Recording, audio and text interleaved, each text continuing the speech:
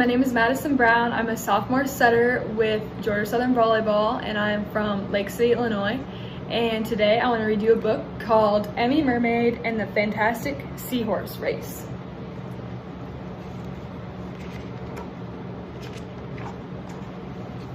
It was a normal day in the Enchanted City. Mermaids and mermen went about their business as usual.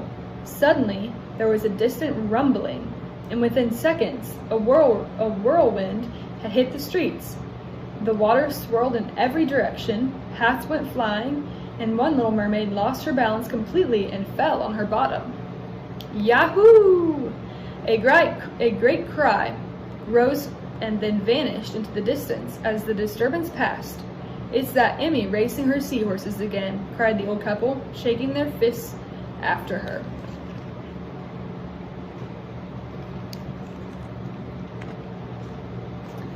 The king's messenger finally caught up with Emmy and summoned her to the king. "Now, Emmy, I will not have this yahooing through my streets," he said sternly. "I've racked my brains for the perfect punishment, and I'm putting you in charge of the celebrations for Enchanted City Day." Then he smiled to himself and thought, that should keep her quiet for a while.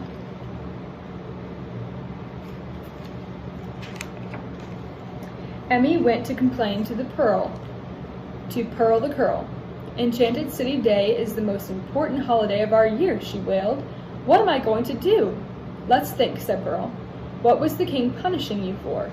"Riding my seahorses too fast in the street," grumbled Emmy. "That's it," cried Pearl.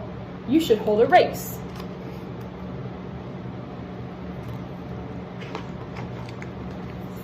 Soon everyone was talking about the great seahorse race. "I bet I win," cried Gary Glory.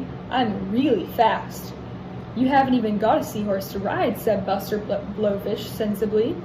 "Well, I'll borrow one. Emmy's got lots." "I've never learned to ride," said Vinny Tuna in his usual gloomy way. "I'm sure I'd fall off."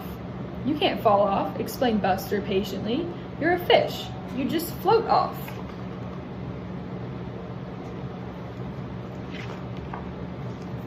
Everyone was going around saying, "I bet I win," or "I bet Emmy wins." And soon Gary had an idea. "Since everyone's so eager to bet," he announced, "I'm going to make it official. Step right up and place your bets. Only one seashell to place a bet."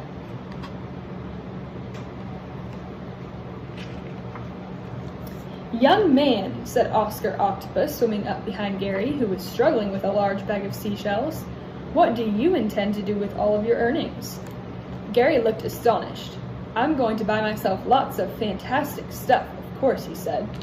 "Oh, no, you're not," said Oscar. "You know the rules. Betting is only allowed if it's for fun or for charity.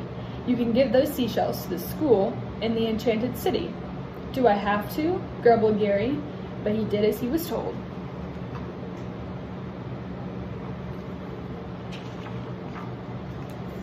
The day of the Great Seahorse Race arrived. Everyone flooded to the Enchanted City racetrack. The contestants were all feeling very nervous. "I really don't think I should be doing this," trembled Vinny Tuna, looking very pale. Buster secretly felt the same way, but he said, "Don't be silly, it's just for fun." "I'm going to win," cried Gary. Just then, Emmy came storming up to the starting post on a beautiful, sleek horse. Her saddle and bridle were made of silk, and she wore a peaked jockey cap. "Everyone ready?" she called cheerfully.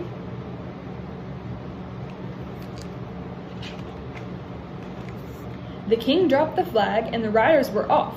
Gary made a tremendous start, but then he seemed to lose his balance, and soon he was swimming furiously after his horse. Buster was running a good race. Scuttle the crab was clinging furiously to the back of a very old, tired seahorse that didn't want to be in the race anyway. Sizzle and Slink, the electric eels, shared a horse and seemed to be doing pretty well. Pearl rode side saddle and looked very pretty, waving to all the spectators.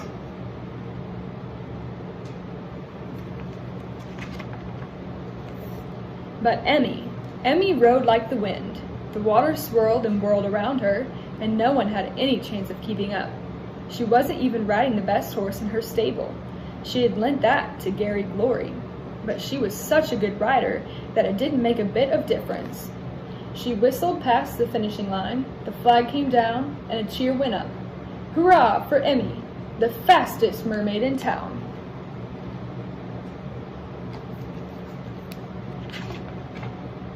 Well, Emmy, said the king with a smile, it's nice to give you a medal for riding too fast instead of a punishment. Thank you, your majesty, said Emmy. Then she turned to the crowds. Food is being served in the pink striped tent, she announced.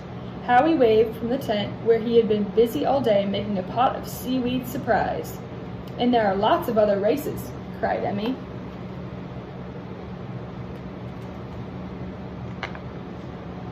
When everyone had enough to eat and drink, the fun races began.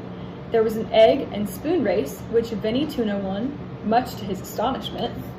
But I never won anything, he protested, looking quite overcome with emotion as the king gave him his medal.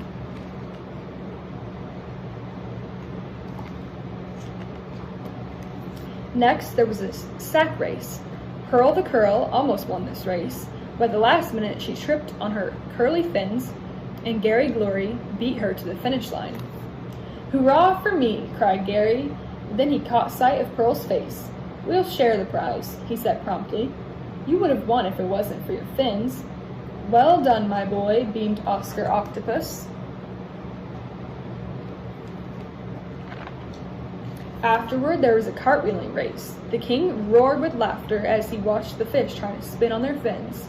No one was any good at it except for Oscar Octopus, who could turn spectacular cartwheels. Thanks to his 8 arms, he covered more ground in a single cartwheel than anyone, so he won the race and was sitting enjoying a glass of seaweed surprise, keeping score and signing autographs by the time the first runner-up arrived at the finish line. In the evening, when everyone started to get tired, there were jugglers and plate spinners and mermaids walking on stilts. There was a clownfish and a crab that made fantastic animals out of balloons. Scuttle was very impressed, but afterward, when he tried to make one himself, his sharp claws kept bursting the balloons.